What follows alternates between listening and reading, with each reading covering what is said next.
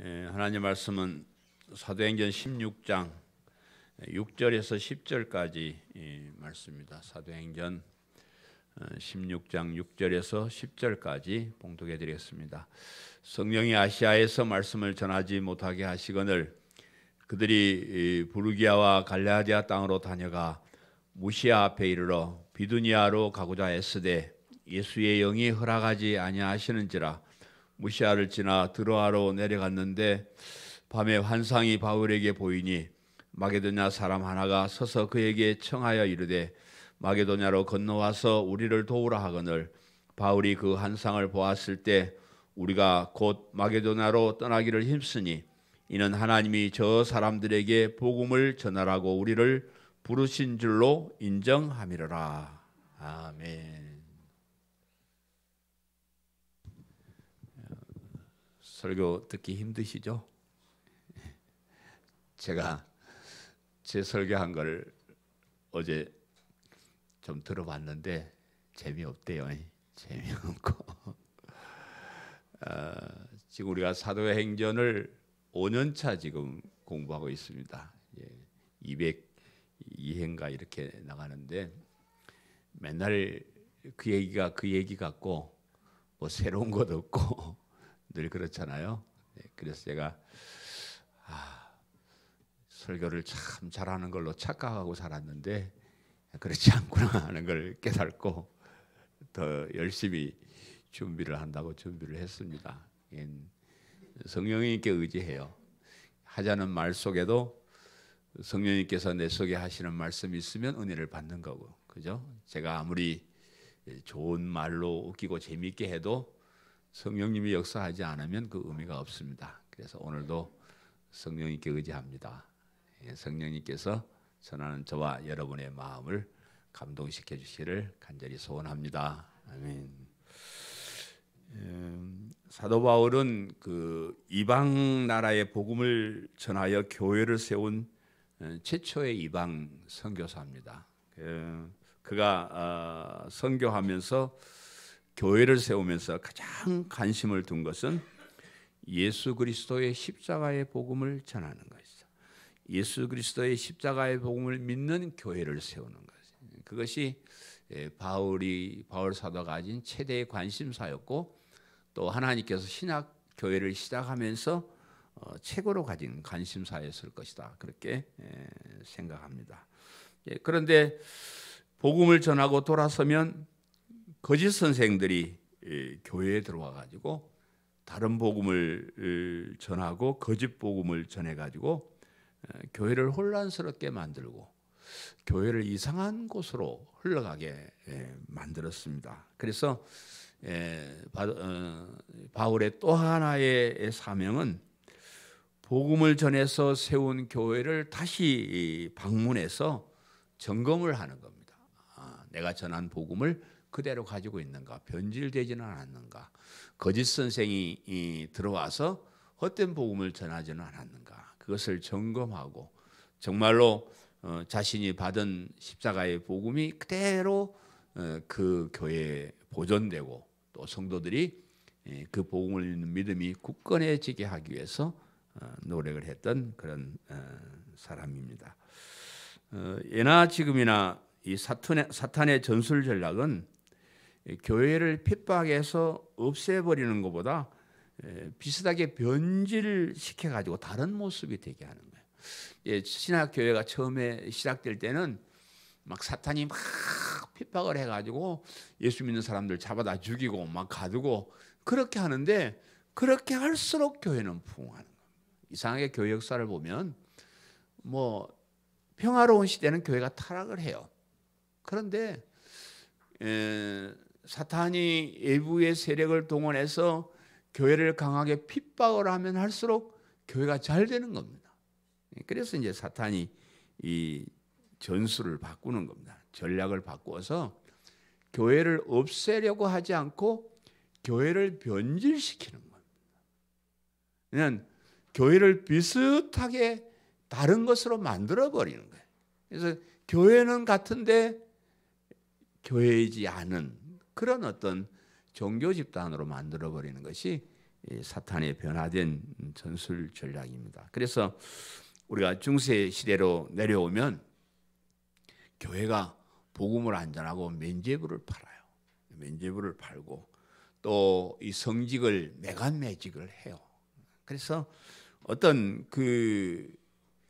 교회가 어떤 이익을 위한 타락한 집단으로 아주 그냥 교회가 아니죠. 중세 교회는 교회가 아닙니다. 그래서 그런 아주 저질의 종교 집단으로 만들어 버립니다. 우리 일제 시대 때 일본 사람들도 우리나라에 와가지고 교회를 없애려고 하지 않아요. 교회를 세워주는데 교회를 변질시키는데 자기 일본 천황을 현인신이라 이렇게 말해요. 현인신이란 말은요, 자기가 사람이면서 하나님이란 말이에요. 예. 현재 내가 인간인데 신이란 말이에요. 그 누구예요? 예수님이 그렇잖아요. 예수님이 하나님이시면서 이 땅에 그 사람으로 오셨잖아요. 예수님도 한문으로 말하면 현인신이에요. 그죠? 그래서 그런데 천황이 자기가 현인신이라 이래요. 그러니까 다시 말하면 자기가 예수님이라 이렇게 말하는 거예요. 그래서 교회에 예배를 못 드리게 하는 게 아니고 예배를 드리되 먼저 천황에게 현인신인 천황에게 경배하고 거기 절하고 그 다음에 예배를 드리도록. 뭐 그게 교회가 아니죠.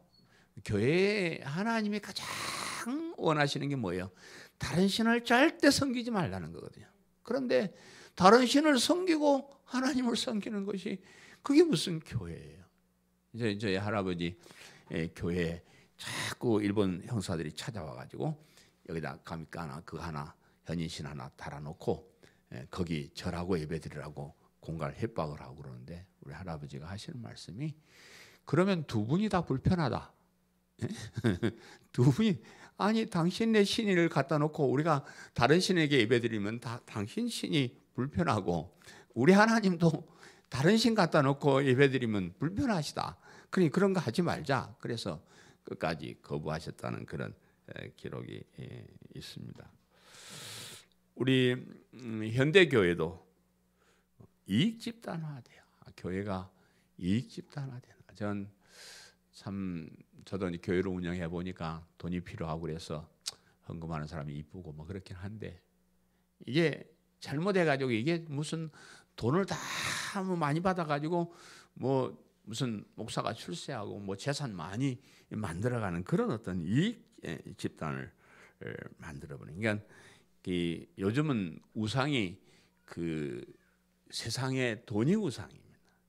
만모니즘이라. 그래서 세상의 돈과 하나님을 동시에 섬기게 만드는 것이 교회가 돼버렸다 그 말이에요. 교회가 아니라 그 말이죠. 그리고 윤리 도덕이나 선행을 이 예수 그리스도의 십자가의 복음보다 우위에 놔버려요.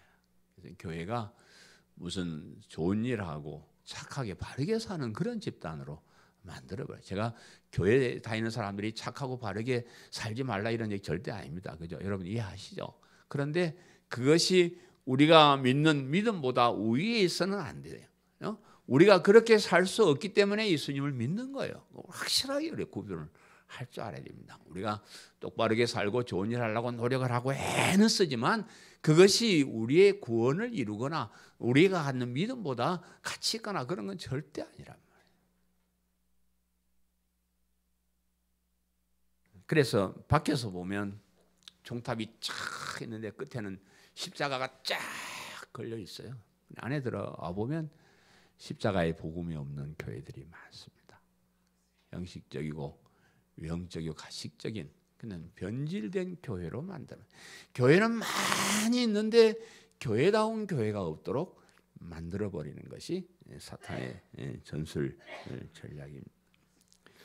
바울이 이 복음을 전하면서 틈틈이 서신을 써서 자기가 막 여기저기 못 다니니까 틈틈이 편지를 써서 그 교회들에게 이렇게 보냅니다. 그것이 이제 우리가 가지고 있는 12권내 13권의 서신서들인데 그 서신서들을 우리가 깊이 있게 공부를 해보면 바울이 얘기하고자 하는 것이 뭐냐 그러면 예수 그리스도의 십자가의 복음밖에 없다. 다른 복음은 없다. 다른 복음을 전하면 저주를 받아야 된다. 이 복음은 예수님을 믿는 것이다. 이렇게 모든 서신서의 핵심이 그 얘기입니다. 그래서 오늘날에도 바울 서신을 많이 읽고 연구한 설교자들은 바울과 같은 심정으로 늘 복음을 외치고 복음이 변질되지 않도록 그렇게 노력을 합니다.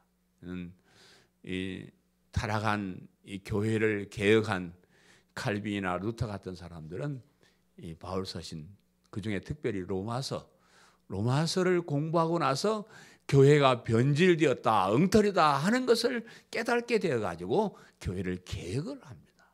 그래서 그런 어떤 복음 믿음이 없는 그런 교회, 변질된 교회를 다시 한번 개혁해서 예수 그리스도의 십자가의 복음으로 돌아가게 하는 것이 종교 개혁 교회 개혁자들의 주장입니다.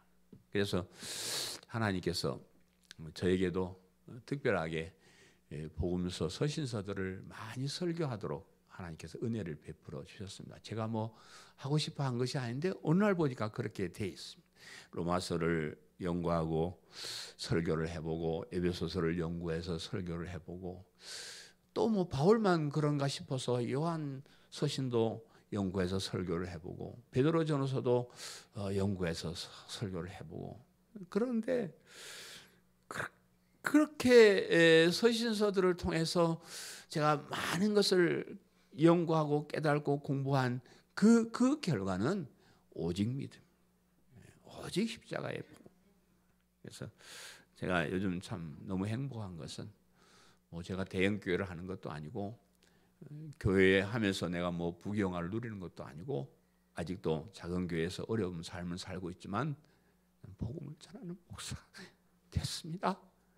예수 그리스도의 십자가의 복음, 성경의 핵심, 교회가 있어야 할 진리, 이것을 전하는 목회자가 되었다는 것에 대해서 정말 행복합니다. 그냥 굶어도 좋고 죽어도 좋고 아무 상관도 없습니다. 내가 사는 날까지, 목회하는 날까지 이 복음을 전하다가 목회를 마치는 것이 소원입니다. 뭐 다행스럽게 우리 교회 성도님들은 목사님 그런 설교하지 말고 우리도 잘 먹고 잘 사는 것 좀 합시다, 이렇게 말씀하는 분이 없어서 감사해요. 속에는 있는데 겉으로는 말 안 하는지 모르겠지만 어쨌거나 제가 하는 설교를 따라오고 같이 가주셔서 너무 감사하고 여러분들도 행복해 하시기를 바라요. 예? 이런 복음을 듣고 복음이 있는 교회에 다닌다는 것이 행복한 일이라는 자부심을 가지시기를 바랍니다.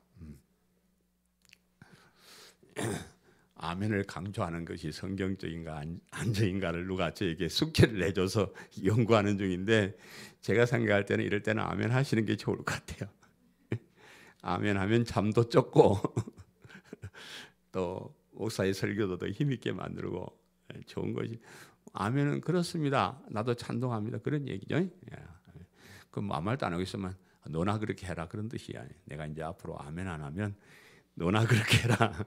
나는 아니다. 이런 사람으로 간주할 테니까 혹은 졸고 있는 사람으로 간주할 테니까 정말로 좋은 말이 나오고 은혜되는 말이 나오면 아멘으로 하다 합시다. 아멘. 예, 오케이.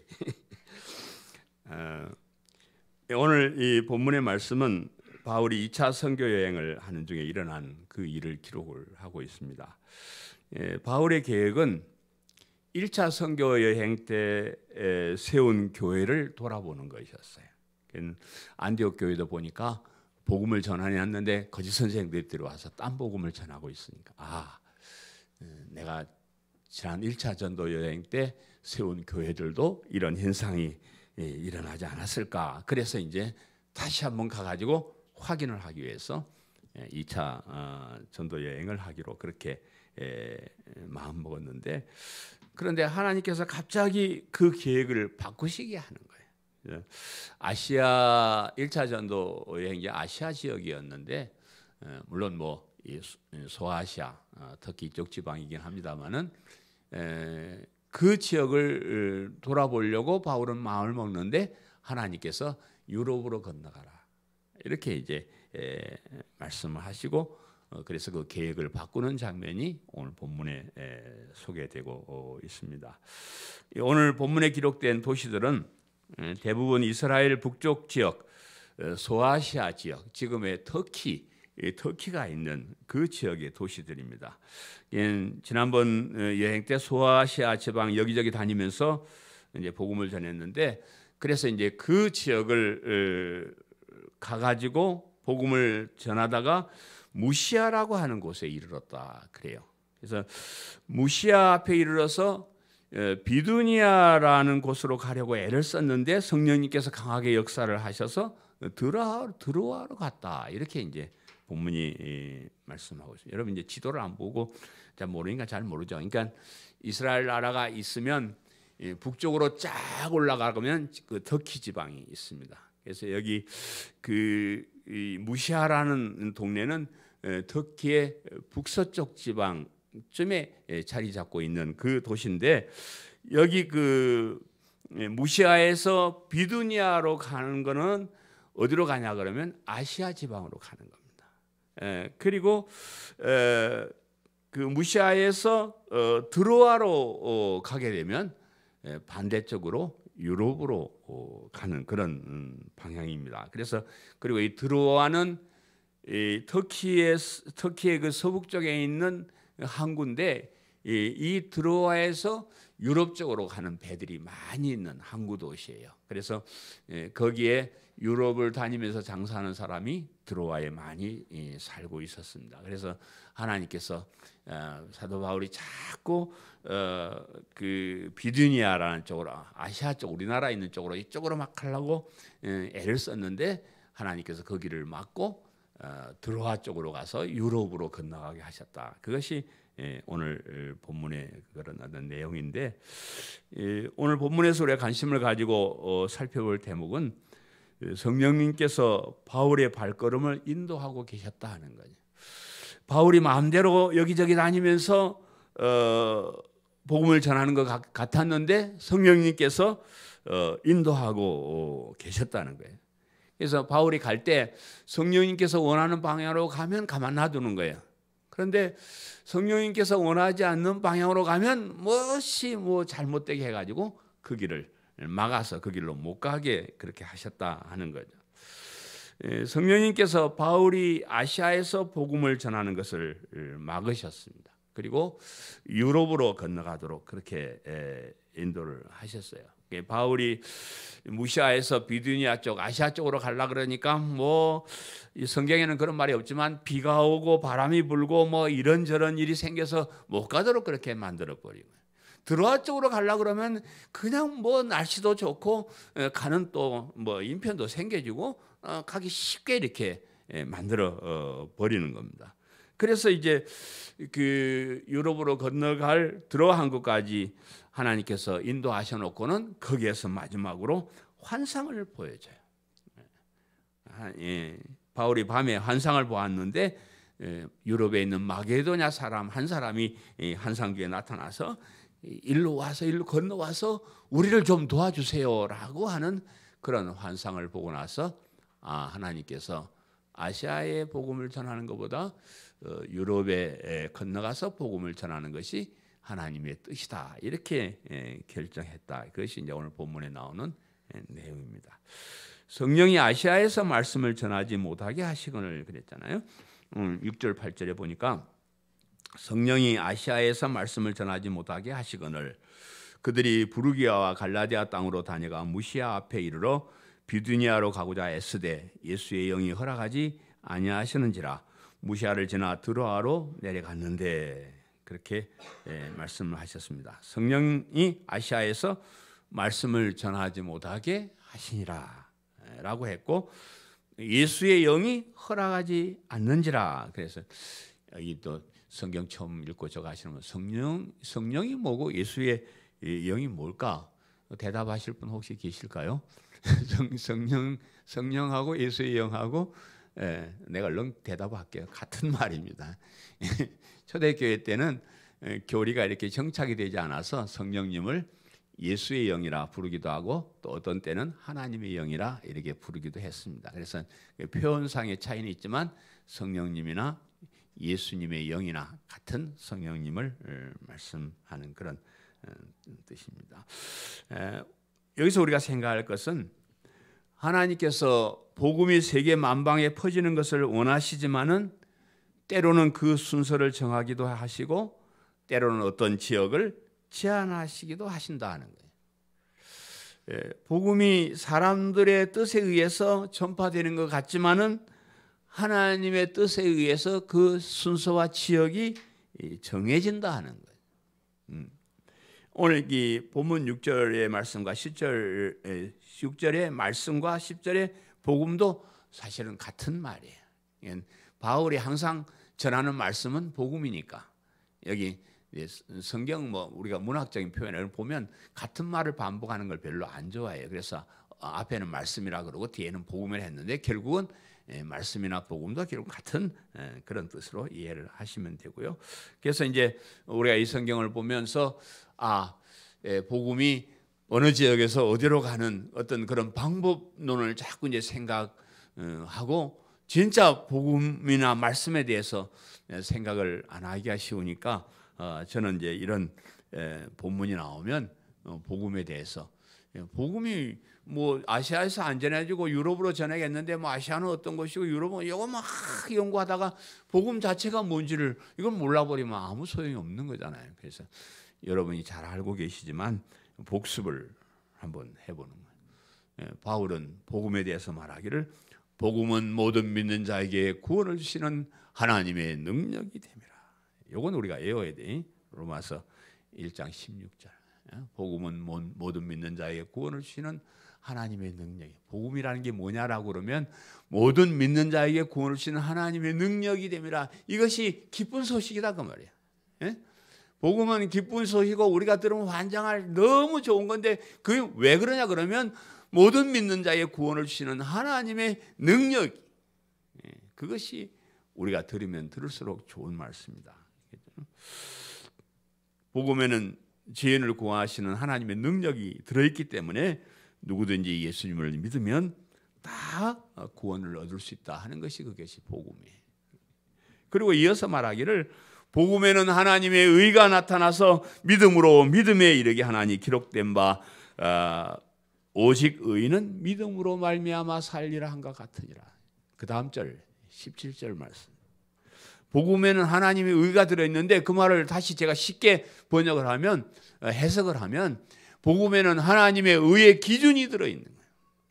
하나님이 어떤 사람을 의롭게 여기고 어떤 사람을 나쁜 놈이라 하냐 그러면 그 기준이 뭐냐 그러면 예수님을 믿는 사람 의로운 사람, 예수님을 안 믿는 사람 나쁜 놈. 이것이 하나님의 정한 의의 기준입니다. 그것이 복음 속에 들어있는 의의 기준이에요. 우리가 예수님 믿는 거 이거 뭔가 이렇게 생각했지만 예수님을 믿는 것이 하나님이 판단하는 의의 기준이에요. 아멘. 하나님 의의 기준. 예수님 믿으면 무조건 의로운 사람이에요. 의로운 사람. 아무리 착하고 좋은 일을 많이 하고 독립운동하고 뭐하고 다 해도 예수님 안 믿으면 뭐요? 나쁜 놈이요. 이순신 장군이 왜 천국 못 가냐 이런 말 하지 마. 이순신 장군같이 훌륭한 나라를 구한 분이 지옥 갔다 그러면 왜 그럴 수가 있느냐. 그거는 우리 기준에 우리 사람들 기준에 보면 이순신 장군 같은 분은 우리가 천국 보내줘야 돼요. 그죠? 나라를 구했으니까. 근데 우리 기준 갖고 되는 게 아니요. 하나님의 기준이 되는. 하나님의 기준은 이순신이 아니라 저순신이라도 그거는 나쁜 놈이에요. 예수님 안 믿었으니까. 못 믿었죠. 없어서. 복음이 없어서 못 믿어요. 어쨌거나 그것이 하나님의 의의 기준이다. 그래서 오직 의인은 믿음으로 살리라 하는 말씀과 같이 오직 믿음으로 의로운 사람이 되고 오직 믿음으로 영원한 생명을 얻는다. 이것이 복음의 핵심. 제가 이렇게 수시로 복음의 정의와 믿음의 정의를 말씀드리는 것은 이것이 성경의 핵심이고 진리의 핵심이기 때문이기도 하지만은 사람들이 때로는 이 중요한 것을 놓쳐요. 부스러기 별로 중요하지 않는 거 그런 게 심취해가지고 이렇게 너무나 소중한 것을 놓치는 사람들이 많기 때문에 제가 복음이란 말만 나오면 내가 이걸 설명을 하고 다시 한번 상기를 시키고 그래 여러분 다른 거 다 잊어버려도 이 복음만은 이 복음의 정의만은 가슴에 새기시기를 간절히 바랍니다. 그러면서도 이제 오늘 본문을 통해서 복음에 대해서 알아야 할 것은 복음은 누구든지 예수님을 믿으면 의로운 사람이 되고 구원을 받는다고 하지만은 이 누구든지에는 제한이 있다는 거예요. 누구든지 믿으면 된다고 하니까 어떤 사람은 뭐 요즘 만민구원설 이런 걸 만들어 가지고 누구든지 예수님 믿으면 되니까 세상 모든 사람들에게 복음을 전해 가지고 모든 사람들이 다 예수님을 믿게 해야 된다. 이렇게 이제 주장을 하는 사람들이 있습니다. 그래서 오늘날 이 교회가 대형 교회를 지향하고 수단과 방법을 가리지 않고 많은 사람들을 불러 모으려고 애를 쓰는 것은 이 누구든지라는 그 말에 대한 오해에서 비롯된 것이라고 생각을 합니다. 누구든지라는 말을 잘못 이해해서 만인구원설도 나오고 애정이나 선택이라는 하나님의 뜻이 무시를 당하기도 하는 그런 아주 위험한 것이 됩니다. 그런데 이 누구든지에는 제한이 있습니다. 누구든지 예수님을 믿는다고 했는데 왜 제한이 있느냐고 물으실 것입니다. 그래서 성경을 조직적으로 연구한 신학자들이 거기에 대해 대답을 하기를 성경은 누구든지를 하나님께서 특별히 선택하신 사람은 누구든지로 제한을 한다. 하나님께서 선택한 사람은 누구든지 믿으면 돼. 예? 하나님께서 특별히 선택해 놓은 사람은 뭐 이것저것 안 해도 그냥 믿으면 다 구원을 얻어. 그런데 선택받지 않는 사람은 예수님을 믿을 수도 없고 구원을 못 받는다는 거예요. 그건 누구든지라는 그 말에 그런 제한이 있다 하는 겁니다. 그래서 이런 이 복음에 대한 것을 그런 어떤 제한적인 구속에 대해서 염두에 두고 오늘 본문을 보시면 쉽게 이해가 됩니다. 하나님께서 지금 아시아는 안 되고 유럽으로 가라고 하신 거는 그 시대에 사는 사람들에게 그 예수님을 믿을 수 있는 누구든지는 아시아 지방엔 지금은 없고 유럽에 있는 거예요. 뭔 말인지 조금 이해가 됩니까? 하나님이 선택해 놓은 사람들이 그 시대에는 아시아는 없고 그 가봤자 복음 전해봤자 헛일이고 유럽 쪽에 그 시대에 구원받을 하나님의 백성이 있기 때문에 하나님께서 바울의 발걸음을 유럽으로 옮기도록 그렇게 이 얘기를 하는 겁니다. 교회사를 연구하는 사람들이 이런 과정을 살펴보면서 복음은 서쪽으로 서진을 하고 있다는 것을 발견해 뭐 그렇게 어렵게 발견할 것도 없고 쉽게 이렇게 보면 보여집니다. 복음은 아시아 서쪽 끝에서 시작을 해서 그 서쪽인 유럽으로 가는 거예요. 유럽이 서쪽인 아메리카로 가는 거예요. 아메리카의 서쪽인 우리 아시아로 이렇게 우리나라로 이렇게 오게 되는 것이고 우리나라의 서쪽인 중동으로 예루살렘으로 다시 이렇게 돌아가고 있는 그런 과정에 있습니다. 그래서 그렇게 서쪽으로 전해진 그 복음이 우리나라에 오는데 몇 년 걸렸어요? 2000년이 걸렸습니다. 2000년의 세월 동안 복음은 유럽에서 아메리카에서 이렇게 돌다가 겨우 거의 2000년이 됐을 때 우리나라에 복음이 들어오게 되었습니다. 지금 우리가 지금 살고 있는 이 아시아 지방에 그때는 2000년 전에는 하나님이 거기는 안 돼. 거기는 예수 믿을 사람 없어. 그래서 유럽 쪽으로 행했는데 그것이 2000년 후에 지금 우리가 사는 이 시대에 여기 왔다는 게 얼마나 감사해요. 저와 여러분이 아무리 똑똑하고 아무리 잘나도 한 200년 전에 여기 태어났으면 절대 예수님 못 믿습니다. 복음을 전하는 사람이 있어야 믿죠. 그렇죠?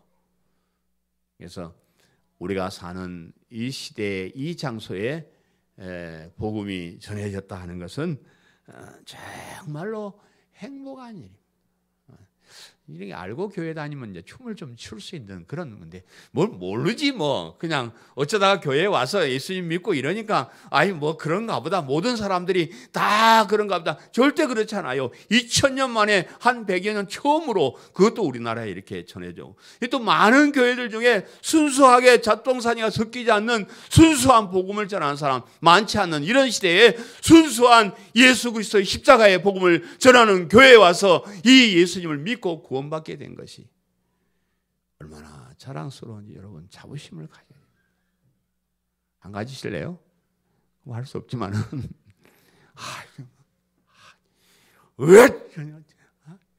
어째 내 같은 사람이 이런 것을 봐. 여러분이 내 같은 사람이 너무 좋은 걸 받아서 이건 긴가민가 하는 겁니다. 예? 참 우리 같은 사람이 너무 귀한 시기에 너무 귀한 자리에서 너무 귀한 복음을 믿고 너무 귀한 신분이 됐다는 그런 자부심을 꼭 가지시기를 바랍니다. 아멘이요. 그렇지 여기 아멘이 나왔죠.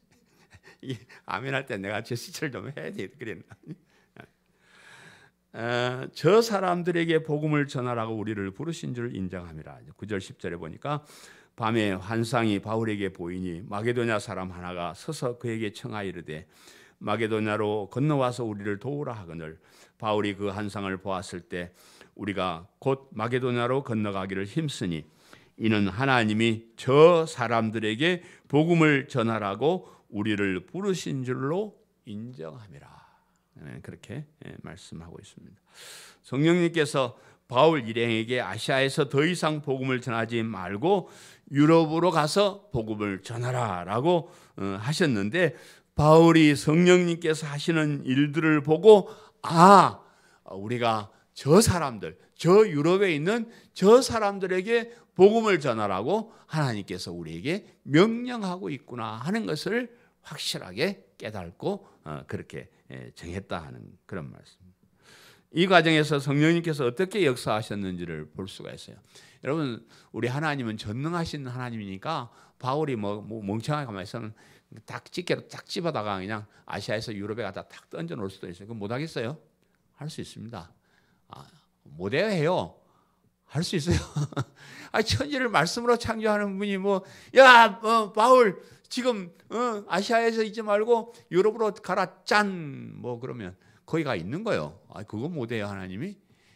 그런데 하나님은 그런 초자연적인 방법보다는 자연적인 방법을 늘 사용을 하세요. 우리가 인간이 살아가는 그런 과정에서 역사를 하시는데 바울이 반대쪽으로 가면 바람도 불게 하고 비도 오게 해가지고 나쁜 일이 나도 거기 못 가게 이렇게 하나님께서 그런 자연적인 방법을 동원해서 가로막는 거고 그러면 나중에는 좋은 쪽으로 가면 그냥 순풍을 살살 불어서 그쪽으로 잘 가도록 그렇게 만드시는 거예요. 그래서 나중에는 그냥 환상까지 보여주시죠. 하나님께서 환상까지 보여주셔가지고 그런 경험들을 통해서 하나님께서 나에게 유럽으로 가라고 하시는 거 하는 것을 깨닫게 됐고 마음을 확정했다. 그럼 우리가 이제 주의 일을 할 때도 일이 잘 안 되기도 하고 때로는 일이 잘 될 때도 있습니다. 또 이런 말만 들으면 하나님 일을 하면 무조건 막 잘 된다 이렇게 이제 생각할지 모르지만 우리가 진짜 좋은 일을 할 때는 잘 안 될 때가 있어요. 왜냐 그러면 사탄이 방해를 해요. 제가 지금 순교 사적의 책을 쓰고 이걸 가지고 그냥 믿음 학교를 세우고 꿈에 부풀어 있는데 이런 일은 잘 돼야 되겠어요? 안 돼야 되겠어요? 무조건 잘 돼야 됩니다. 그죠? 근데 잘 돼야 안 돼요? 안 됩니다. 왜냐 그러면 이놈은 사탄이란 놈이 귀신이잖아요. 귀신이 돼가지고 우리가 할 일이 얼마나 기가 막힌 일인지 알기 때문에 이놈의 사탄이 사사건건 방해를 하려고 지금 덤빌 거예요. 그래서 우리는 좋은 일 할 때는 기도를 더 많이 하고 무장을 더 잘해야 돼요. 그죠? 그래서 때로는 순풍이 불어서 제가 책을 쓰는 데까지요 진짜 순풍이 불었습니다. 여러분이 저를 잘 아시잖아요. 내가 전도사 때 이 교회에 왔는데 제가 얼마나 참 미련하고 못나고 공부 못하는 사람인지 알잖아요. 그런데 박사까지 공부를 하는데 이건 그냥 순풍이요. 진짜로 실력으로 했으면 박사 아니라 석사, 학사도 내가 못할 그런 사람인데 하나님께서 그냥 뭐 학교도 만들어 주시고 그냥 들어가게 해주시고 뭐 때에 따라 학비도 주시고 이렇게 막 선풍이 이렇게 부으니까 야 하나님의 뜻이다 이렇게 여기까지 온 거예요. 책도 내는데 그냥 뭐 출판사에서 그냥 엄청 싸게 해가지고 뭐 이게 뭐 어떻게 된 일인지 잘 모를 정도로 기적적으로 오는데 항상 그렇게만 하는 것이 아니고 때로는 역풍도 있고 그렇습니다. 그리고 우리가 흔한 일은 아니지만 우리가 환상도 보고 꿈도 꾸고 그러잖아요. 전 여기 엎드려 기도하면서 이상한 환상들 많이 봤어요. 나는 항상 저기 운동장 체육관 교회에서 설교를 하는 환상을 내가 많이 봤습니다. 그래서 하나님께서 역시 언젠가는 나를 체육관 교회에 한번 설교를 시킬 거야 이런 꿈을 가지고 살았는데 그걸 생각하니까 헛꿈이더라고요. 내가 꾼 꿈이에요. 내가 꾼 꿈이에요. 그래서 이제 우리가 그런 순풍이나 역풍이나 환상이나 꿈이나 이런 걸 볼 때 착각해서 내 마음대로 해석하지 말고 성경 말씀에 비추어서 보는 겁니다. 그죠? 우리가 가는 길이 성경적이고 하나님의 뜻일 것 같은 그런 것들을 하나님께 깨닫게 해주실 때 우리가 그 길로 가는 거예요. 그렇게 깨닫게 되면 그게 역경이라도 역풍이라도 우리가 애를 쓰면서 가는 겁니다. 그죠? 그러나 뭐 그것이 하나님 뜻이 아니면 글로 가면 너무 편하고 너무 좋은 길도 우리가 사양할 줄 알아야 돼요. 그래서 우리가 그런 길을 우리가 가는 겁니다. 그래서 하나님께서는 아시아의 복음이 전파되는 것을 막으시고 유럽의 마게도냐 지역으로 발길을 돌리게 하신 이유가 무엇일까 하는 것도 우리가 한번 생각을 해봐야 됩니다. 그래서 마게도냐 사람들이 마음이 좀 착했을 것 같다 하는 생각이 들죠. 아시아 쪽 사람들은 그 당시 아시아에 사는 사람들은 못 됐어요. 저놈들이 뭐 복음을 전해봤자 악하고 이래가지고 절대 예수님 안 믿을 사람들 같고 유럽 쪽에 마게도냐 쪽에 있는 사람들은 굉장히 착해서 그 사람들이 예수님 믿을 준비가 되어 있을 것 같다 이런 생각을 우리가 할 수가 있는데 그렇지가 않다는 겁니다. 칼빈이 오늘 본문을 설교하고 주석하면서 이렇게 얘기해요. 제가 그대로 한번 읽어드릴게요. 복음의 가르침을 순순히 받아들여서 순종하는 마음은 사람들에게 원래부터 존재하는 것이 아니라 하나님의 성령으로부터 오는 것인 까닭에 하나님께서는 자기를 찾지 않는 사람들에게 나타나셨고 조금 더 나가면 모든 사람들은 믿음을 거스르는 본성을 가지고 있기 때문에 어떤 사람에게 다른 사람보다 뛰어난 것은 존재하지 않는다는 것은 확실하다. 뭔 말인 거 아니? 이 세상에는 예수님을 믿을 만한 착한 사람이 없다는 거예요. 저 사람은 너무 착해가지고 예수님을 믿을 것 같다 이런 사람은 없다는 거예요. 저는 이제 전도하기 위해서 좀 착한 사람을 보이면 당신 착하니까 예수 믿으면 될 것 같다. 근데 착한 사람이라고 예수님 잘 믿을 것 같아요? 은하콩떡이야. 착하긴 한데 예수님은 안 믿어요. 착한 사람 많이 봤는데 우리 친척 중에도 제일 착한 형님이 한 분 계시는데 그분은 예수님은 안 믿어요. 손 나쁜 놈들만 예수님 잘 믿어요. 그러니까 예수님을 받아들일 만한 착한 마음을 가진 사람은 이 세상에 한 놈도 없어. 한 놈도 없고 또 스스로 내가 예수님 좀 믿어봐야겠다. 예수님 어디 계세요라고 찾는 사람도 한 사람도 없어요. 그래서 항상 하나님 편에서 먼저 가시는 거예요. 악하고 추하고 나쁘지만 너는 내 백성이야. 너는 예수님을 믿어야 돼. 강제적으로 은혜로 이렇게 주시는 것이 믿음이지. 뭐 무슨 우리가 조건을 갖춰서 뭐 좀 착해서 좋은 일 뭐 많이 해서 나에게 오시고 그런 것은 아니다. 그럼 믿음은 오직 하나님의 은혜로 주는 것이고 인간의 노력으로 가질 수 없는 것입니다. 그래서 복음의 전파도 하나님께서 주장을 하시고 복음을 듣고 믿음을 가지는 것도 하나님께서 주장하시는 일이에요. 하나님께서 정하는 사람이만 되는 거예요. 그렇기 때문에 마게도냐 사람들이 착하거나 좋은 일을 많이 해서가 아니고 그들 역시 아시아 사람들처럼 마찬가지로 죄로 인해서 멸망당할 그런 사람들이었지만 하나님께서 그들에게 먼저 은혜를 베푸셨다. 그래서 그것을 은혜라는 말로 쓰는 겁니다.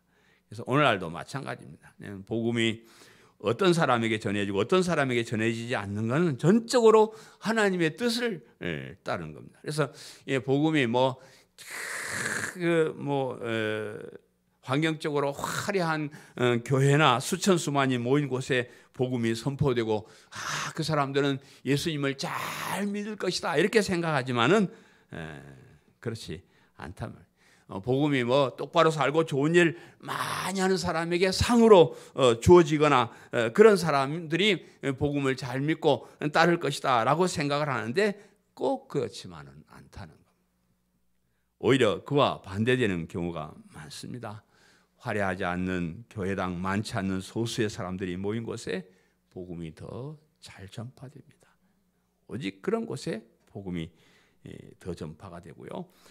똑바로 살지 못하고 좋은 일도 잘하지 못하는 사람들에게 복음이 더 잘 찾아오고 그런 사람들이 복음을 더 잘 믿습니다. 그런 의미에서 오늘 본문이 말씀하시는 하나님이 저 사람들에게 복음을 전하라고 우리를 부르신 줄로 인정함이라라고 하신 말씀 가운데 저 사람이 누구냐 그러면 오늘 저와 여러분 성령님께서 이 사람들에게 우리들에게 복음을 전하라고 명령을 하셨습니다. 우리가 그 사람이 됐어요. 우리가 그 사람이요. 우리가 그 사람이요. 우리가 그 사람. 성령 하나님께서 다른 데 가지 말고 저기 가서 저기 있는 사람들에게 복음을 전하라고 하신 그 말씀이 오늘 저와 여러분에게 왔다는 거예요. 우리가 그 사람이요. 우리가 그 사람이요. 우리가 그 사람이요. 우리가 그 사람. 우리 같은 못난 사람이 우리 같은 무지랭이가 그 하나님의 은혜를 받는 사람 되었다고.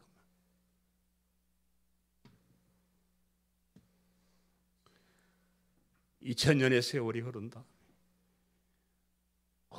세상을 한 바퀴 거의 다 돌고 난 이 시점에 여기 앉아있는 저와 여러분이 복음을 듣고 예수를 믿는 그 특별한 사람이 되었다. 이 말 전 너무 감격스럽습니다. 복음이 얼마나 우리에게 기쁜 소식이고 복음을 믿는 믿음이 얼마나 소중한 것인 줄 아는 사람이라고 한다 그러면 이런 귀한 복음을 우리가 듣게 되고 그 복음을 믿게 된 것이 얼마나 위대한 것인지 얼마나 대단한 것인지를 알게 될 것입니다. 그런데 사람들은 이런 복음의 역사나 복음의 핵심을 잘 모르기 때문에 그냥 소중한 것으로 여기지 않아요. 어쩌다가 그냥 우연히 그냥 그렇게 왔다고 그렇게 합니다. 심지어 이런 귀한 복음을 헌신작처럼 버리는 그런 사람들도 많이 있습니다. 이런 귀한 복음을 말하지 않고 엉뚱한 것을 말하는 그런 목회자들도 많이 있습니다. 황금보석보다 더 귀한 영원한 생명이 있는 이 귀한 복음을 그냥 헌신작처럼 그렇게 버리고 외면하는 그런 어리석은 사람들도 참 많이 있습니다.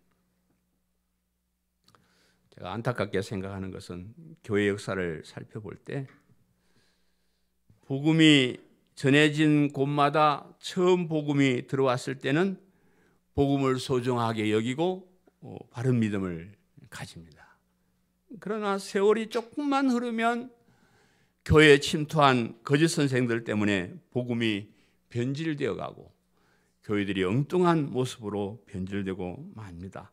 변질된 복음을 가진 가짜 교회들 때문에 복음을 믿고 교회 다니는 사람들이 줄어들게 되고 결국은 교회가 없어집니다. 기독교의 역사 속에 오랫동안 계속해서 예수님 믿고 있는 그런 나라 없습니다. 처음에는 복음을 받고 예수님을 잘 믿다가 세월이 좀 지나면 가짜 복음들, 변질된 복음들이 교회에 자꾸 침투해요. 독일에는 강단에서 십자가의 복음을 안전하고 철학이 들어오고 도덕이 들어오면서 독일의 교회가 문을 닫고, 영국의 교회가 전철을 받고, 미국의 교회도 변질돼 갖고, 우리나라 교회도 결국은 그렇게 해서 예수 그리스도의 십자가의 복음이 교회에 없어지기 시작하니까 이제 여러분 모습은 뭐 대형교회도 많고 우리나라 교회 경장 같지만 속으로 들어가 보면 교인들이 점점 빠져나가고 있고 교회들이 문을 닫고, 우리나라도 언제까지 이 복음이 계속될지 잘 모르는 그런 시대를 우리가 살아가고 있습니다. 그래서 교회가 그렇게 되지 않으려 그러면 다시 십자가의 복음을 회복하고 변질된 교회를 다시 한번 재건하는 것, 계획하는 것이 우리가 해야 될 사명이라고 그렇게 생각을 합니다. 여러분, 우리 교회는 이 소중한 복음을 전하는 교회입니다.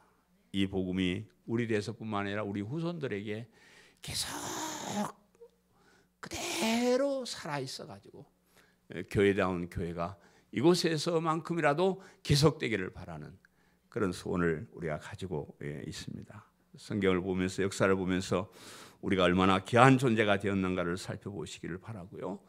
그리고 자부심을 가지시고 사시기를 바랍니다. 아울러 우리가 이 복음을 사수하는 일에 쓰임받고 이 사명을 가지는 것이 얼마나 귀한 것인가를 여러분 한번 생각을 하시고 이 일에 동참할 수 있게 되기를 간절히 바랍니다. 이 교회 운동에 최선을 다하고 헌신하고 우리 교회가 끝까지 살아남고 더 굳센 믿음을 가지게 하기 위해서 충성하고 헌신하는 우리 성도님 되시기를 간절히 제가 호소합니다.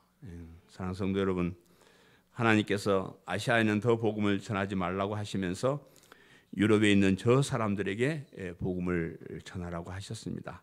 그 복음이 서전하여 오늘 우리에게 왔고 우리가 바로 그 저 사람들이 되었습니다. 그래서 우리가 사는 이 시대의 이 땅에 귀한 복음이 전파되고 선포되고 있습니다. 이 복음을 바르게 믿고 있다는 것이 얼마나 귀한 일인지 늘 생각하며 사시기를 바라고요. 여러분이 가진 그 믿음이 굳세게 되기를 간절히 소원합니다. 이 복음을 전하는 일에 앞장서는 저와 여러분 되시기를 축원합니다. 아멘. 말씀을 생각하면서 통성으로 기도합니다. 하나님, 세상에 많은 사람들이 살고 있지만은 그 많은 사람들 가운데 복음을 전한 저 사람들이 된 것을 너무 감사합니다. 우리가 이 복음을 받고 순수한